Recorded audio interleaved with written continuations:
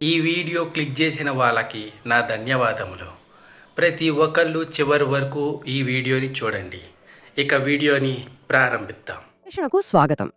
కురుక్షేత్ర యుద్ధమనగానే మనకందరికీ ముందుగా గుర్తొచ్చేది ఆ భయంకరమైన పోరాటమే కదా.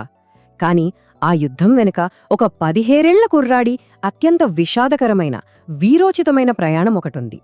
ఈరోజు మనం అభిమన్యుడి కథను కేవలం ఒక పౌరాణిక గాథలా కాకుండా ఒక లోతైన మానసిక వ్యూహాత్మక కోణంలో విశ్లేషించబోతున్నాం.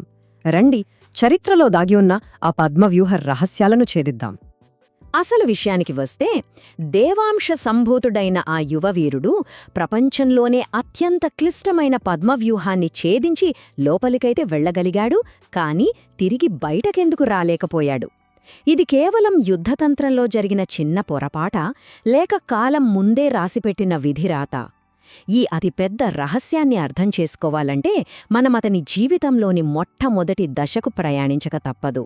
ఈ కథ కురుక్షేత్ర యుద్ధభూమిలో కాదు, అంతకంటే చాలా ముందే ఒక సగం నేర్చుకున్న పాఠంతో మొదలవుతుంది.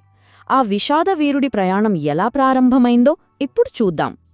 నిజానికి ఈ యువవీరుడి తొలి పాఠాలు తను పుట్టకముందే మొదలయ్యాయి. సుభద్ర గర్భవతిగా ఉన్న సమయంలో అర్జునుడు ఆమెకు ఈ పద్మవ్యూహాన్ని ఎలా ఛేదించాలో ఎంతో వివరంగా చెబుతున్నాడు. తండ్రి చెబుతున్న ఆ మాటలను గర్భంలో ఉన్న ఆ బిడ్డ ఎంతో ఆసక్తిగా విన్నాడు. వ్యూహంలోకి ఎలా వెళ్లాలి అన్నది అర్జునుడు అద్భుతంగా వివరించాడు. కాని సరిగ్గా బయటికొచ్చే మార్గాన్ని చెప్పే సమయానికి సుభద్ర గాఢ నిద్రలోకి జారిపోయింది.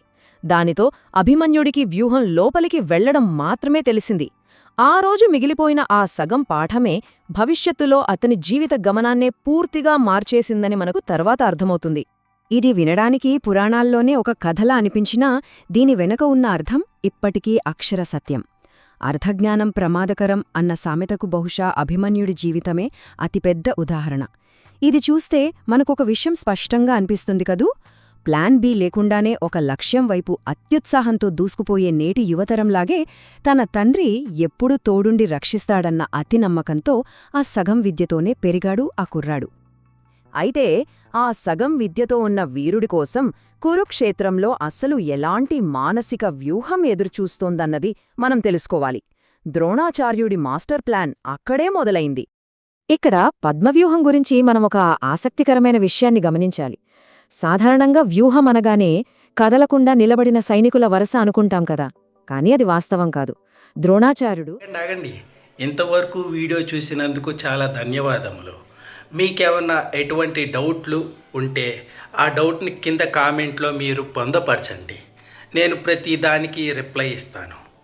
ఇక మిగతా వీడియోని కంటిన్యూ. మేధస్సుతో గందరగోళం మీద నిర్మించాడు. ఇది నిరంతరం కదులుతూ ఉండే ఒక సజీవ యంత్రం లాంటిది. అందులోని సైనికులు ఒక చక్రంలా తిరుగుతూనే ఉంటారు.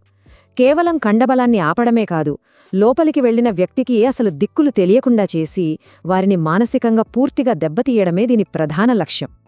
ద్రోణాచార్యుడి ప్రణాళిక ఎంత పక్కాగా ఉందో ఇక్కడ మనకు అర్థమవుతుంది. పాండవుల వైపు పద్మవ్యూహాన్ని ఛేదించగల శక్తి ఉన్నది ఆ ఇద్దరు గొప్ప వీరులకే. వాళ్లే కృష్ణార్జునులు. వారిని సంశప్తకుల ద్వారా వ్యూహాత్మకంగా యుద్ధం నుండి చాలా దూరం తీసుకువెళ్లారు. దీంతో ధర్మరాజుకు తీవ్రమైన సంకటం ఎదురైంది. తన సైన్యాన్ని కాపాడుకోవాలంటే వేరే దారిలేక ఆ 16 కుర్రాడిని పంపక తప్పలేదు. అంటే ఆ బాలుడిని పద్మవ్యూహంలోకి రప్పించి ఒంటరిని చేయడమే ద్రోణుడి అసలైన ప్రణాళికనమాట. ఇక్కడే మన మదిలో ఒక బలమైన నైతిక ప్రశ్న తలెత్తుతుంది. ద్రోణాచార్యుడు నిజంగా ఒక చిన్న పిల్లాడిని బలిపశువును చేశాడా? ఒక భయంకరమైన వ్యూహాన్ని గందరగోళం మీద నిర్మించి అందులో ఒక బాలుడిని బంధించడం ద్వారా ద్రోణుడు తన రాజుపట్ల ఉన్న విధేయతను నిరూపించుకున్నాడా? లేక తనలో ఉన్న వ్యూహాత్మక అభద్రతా భావాన్ని కప్పిపుచ్చుకునే ప్రయత్నం చేశాడా? యుద్ధ నియమాల ప్రకారం ఇది ఎంతవరకు సబబు అనేది ఖచ్చితంగా ఆలోచించాల్సిన విషయమే. ఆ బాలుడు ఆ వ్యూహంలోకి ప్రవేశించిన క్షణం నుంచి ఈ మానసిక యుద్ధం ఒక భయానకమైన మలుపు తీసుకుంది. అదే విధి ఆడిన నాటకం. అభిమన్యుడు ఎంతో ధైర్యంగా వ్యూహంలోకి దూసుకెళ్తున్నప్పుడు అతని వెనుక పాండవ సైన్యం కూడా సపోర్ట్గా వస్తోంది. అంతా బానే ఉందనుకునేలోపు ప్రవేశద్వారం వద్ద జయద్రథుడు ఒక పెద్ద అడ్డుగోడలా నిలబడ్డాడు. జయద్రథుడు పరమశివుని నుండి పొందిన ఒక వరం అక్కడ కాలం రూపంలో అడ్డుపడింది. ఆ వరమేంటంటే, ఒక్క అర్జునుడు తప్ప మిగిలిన 4 పాండవులను సరిగ్గా ఒక్కరోజుపాటు నిలువరించగల శక్తి. అవును, ఆ ఒక్క వరమే ఆ రోజు అభిమన్యుడి పాలిట మృత్యుపాశంగా మారింది. అక్కడ ఆ పరిస్థితిలోని మానసిక వేదనను ఒక్కసారి మనం ఊహించుకుందాం. ధర్మరాజు, భీముడు, నకులుడు, సహదేవుడు వాళ్లు ఎంత ప్రయత్నించినా జయద్రథుణ్ణి దాటి ఒక్క అడుగు కూడా లోపలికి వేయలేకపోయారు. ఇరుకుగా మారుతున్న ఆ వ్యూహం లోపల తాను పూర్తిగా ఒంటరి అయిపోయానని, బయట ఉన్న తన పెదనాన్నలు నిస్సహాయంగా ఉండిపోయారని ఆ బాలుడు గ్రహించిన ఆ క్షణం నిజంగా మానసికంగా అత్యంత కుంగదీసే సమయమది.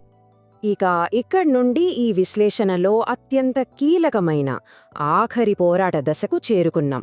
ఆ 7వ వలయంలో అసలు ఏం జరిగిందంటే, ఈ 7వ వలయంలో జరిగిన పోరాటం దేన్ని స్పష్టంగా చూపిస్తుందంటే, ప్రాచీన యుద్ధ నియమాలకు ఆ రోజు జరిగిన ఆగండి. ఇంతవరకు వీడియో చూసినందుకు చాలా ధన్యవాదములు.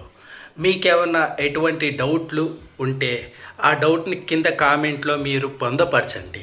నేను ప్రతి దానికి రిప్లై ఇస్తాను. ఇక మిగతా వీడియోని కంటిన్యూ. మధ్య ఉన్న తేడాను నియమాల ప్రకారం ఎప్పుడైనా ఒక యోధుడితో ఒకరు మాత్రమే తలపడాలి. కాని వాస్తవానికి అక్కడ జరిగింది వేరు. ఒకే ఒక్క చిన్నపిల్లాడితో 7గురు మహావీరులు కలిసి పోరాడారు.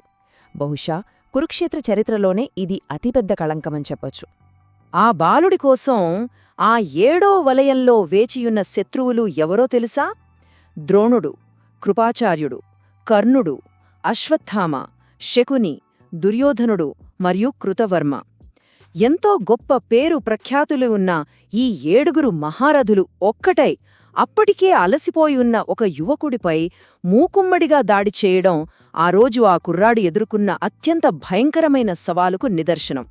కాని ఆ కుర్రాడి పరాక్రమం చూసి వాళ్లందరూ తలవంచక తప్పలేదు. పోరాటంలో అతని రథం విరిగిపోయింది, చేతిలో ఉన్న విల్లు ముక్కలైంది. కర్ణుడులాంటి మహావీరుడు వెనుక నుండి పిరికితనంగా దాడి చేసినా సరే ఆ బాలుడు అస్సలు వెనకడుగు వేయలేదు. చేతిలో ఆయుధం లేకపోయినా ఆ విరిగిన రథచక్రంతోనే ఒక సింహంలా పోరాటం సాగించాడు. ఆ తెగువ చూసి ఆ అనుభవజ్ఞులైన యోధులు సైతం లోలోపల భయపడిపోయారంటే మనం అర్థం చేసుకోవచ్చు. ఆ భయంకరమైన పోరాటం ముగిసిన తర్వాత ఆ విషాదవీరుడు వెనుక విడిచిపెట్టిన వారసత్వం ఏమిటో మనం విశ్లేషించాలి. భౌతికంగా ఆ యుద్ధంలో అభిమన్యుడు ప్రాణాలు కోల్పోయి ఉండొచ్చు, కాని అతని మరణం ఒక గొప్ప వారసత్వాన్ని మిగిల్చింది. పద్మవ్యూహం నుండి బయటకు రావాలంటే ఆ వ్యూహం గమనాన్ని రివర్స్లో అర్థం చేసుకోవాలి అనేది ఒక టెక్నికల్ నిజం. బయటకొచ్చే దారి తెలియకపోవడం అతని వ్యూహాత్మక లోపమని చాలామంది అంటుంటారు. కాని కాస్త లోతుగా ఆలోచిస్తే బహుశా అభిమన్యుడు అసలు బయటకు రావాలని అనుకోలేదేమో అనిపిస్తోంది. పాండవ వంశగౌరవం కోసం, తన పెదనాన్నకిచ్చిన మాట కోసం అతను లోపలికి వెళ్లాడు. ఇది ఒక సూసైడ్ మిషన్ అని తెలిసినా సరే అతను విజయం కంటే తన కర్తవ్యాన్ని నిర్వర్తించడానికే ఎక్కువ ప్రాధాన్యమిచ్చాడు. ఆ కుర్రాడి అపూర్వమైన త్యాగం యుద్ధం గమనాన్నే పూర్తిగా మార్చేసింది. అంతవరకు కొన్ని నియమ నిబంధనలతో సాగిన ఆ యుద్ధం ఒక్కసారిగా ఒక క్రూరమైన ప్రతీకార దాహంగా మారిపోయింది. తన కొడుకు మరణవార్త విన్న అర్జునుడు రుద్రుడైపోయాడు. మరుసటి రోజు సూర్యాస్తమయంలోపు జయద్రథుడిని చంపుతానని భీకరమైన ప్రతిజ్ఞ చేశాడు. అభిమన్యుడు ప్రాణాలు కోల్పోయుండొచ్చు, కాని చరిత్రపుటల్లో ఎప్పటికీ అమరత్వాన్ని పొందాడు.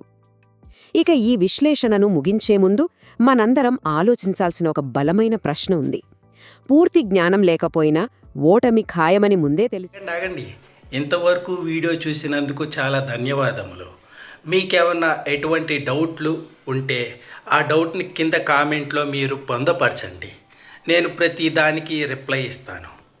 ఇక మిగతా వీడియోని కంటిన్యూ. క్షణం వరకు పోరాడిన అతని త్యాగం కేవలం ఒక వ్యూహాత్మక లోపం మాత్రమేనా, లేక తన కర్తవ్యం కోసం ప్రాణాలర్పించిన అత్యున్నత ధర్మమా? జీవితమనే పద్మవ్యూహంలో మనక్కూడా అప్పుడప్పుడు బయటకొచ్చే దారి తెలియని పరిస్థితులు ఎదురవుతుంటాయి. అప్పుడు ఆ విషాదవీరుడి సాహసం మనకు స్ఫూర్తినిస్తుందా? ఈ లోతైన ఆలోచనతో ఈనాటి విశ్లేషణను ఇక్కడే ముగిద్దాం. మరో ఆసక్తికరమైన అంశంతో మళ్ళీ కలుద్దాం.